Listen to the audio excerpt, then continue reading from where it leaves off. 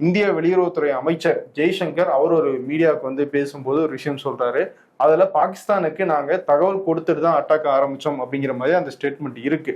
So அதை வந்து ராகுல் காந்தி டாக் பண்ணி என்ன சொல்றாருன்னா, நீங்க வந்து பாகிஸ்தானுக்கு முன்னாடியே தெரிவிச்சுட்டு நீங்க இந்த அட்டாக் ஆரம்பிக்கிறது அப்படிங்கிறது மிகப்பெரிய கிரைம் அப்படின்னு சொல்லியிருக்காரு. அது மட்டும் இல்ல, அப்படி சொல்ல சொல்லி உங்களுக்கு யார் உத்தரவு போட்டது, இந்தியாவினுடைய விமானப்படை விமானங்கள் எத்தனை வீழ்த்தப்பட்டது அப்படிங்கிற கேள்விகளை ட்விட்டர்ல கேட்டிருக்காரு. ஆமா, ஒரு தடவை கேட்டாரு, கேட்டுட்டு அதை பின் பண்ணியும் வச்சிருக்கிறாரு.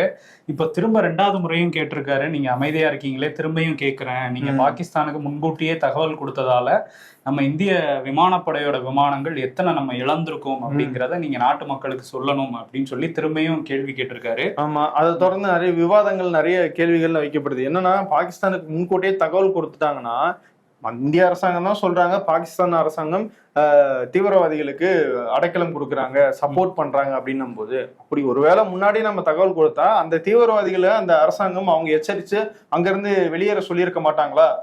அப்புறம் தாக்குதல் நடத்தி என்ன பயன் அப்படிங்கிற மாதிரியான விவாதங்களும் தொடர்ந்து நடந்துகிட்டு இருக்கு. இருந்தாலும் மத்திய வெளியுறவுத்துறையில இருந்து இப்ப வந்து அதை மறுத்திருக்காங்க.